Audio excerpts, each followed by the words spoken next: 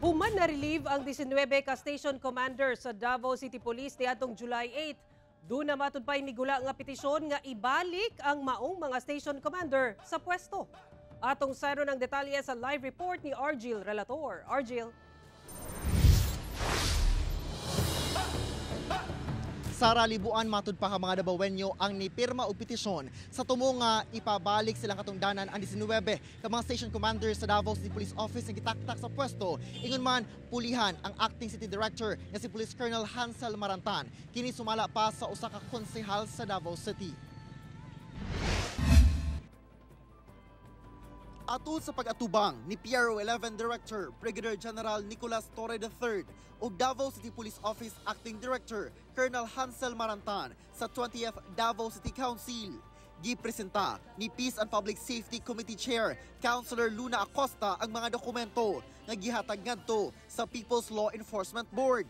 Petisyon matud pa kini nga pirmado sa libuan ka mga Davaoenyo nga gitawag nga protestang petisyon. The petition here is asking that the 19 station commanders be assigned back to their previous posts. So I have here signatures from different Davaoenyos, Your Honor. July 8 dihang gi-relieve sa pwesto ang tanang station commanders sa 19 ka police stations sa Davao City. When I made that decision, because that is my decision, I have empirical data on that. They were not actually removed from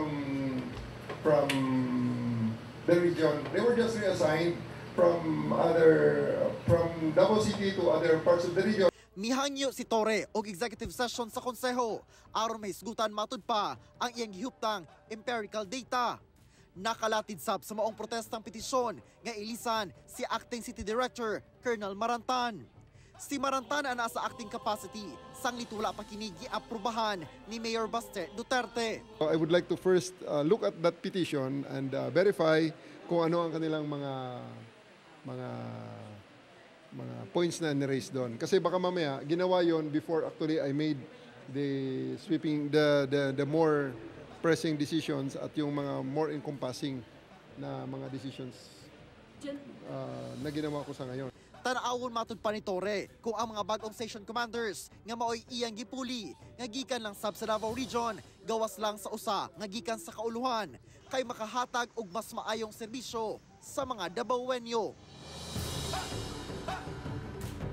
Sara gipaklaro sa gipahigayon nga sesyon sa konseho nga wala matud pa gina-judge ang kapasidad ug katakos ni Colonel Marantan apan buot labang nga hatagan og katin-awan kung nasunod ba sa PNP leadership ang saktong proseso sa pagpili og city director. Sara. Okay, daghang salamat Argil Relator.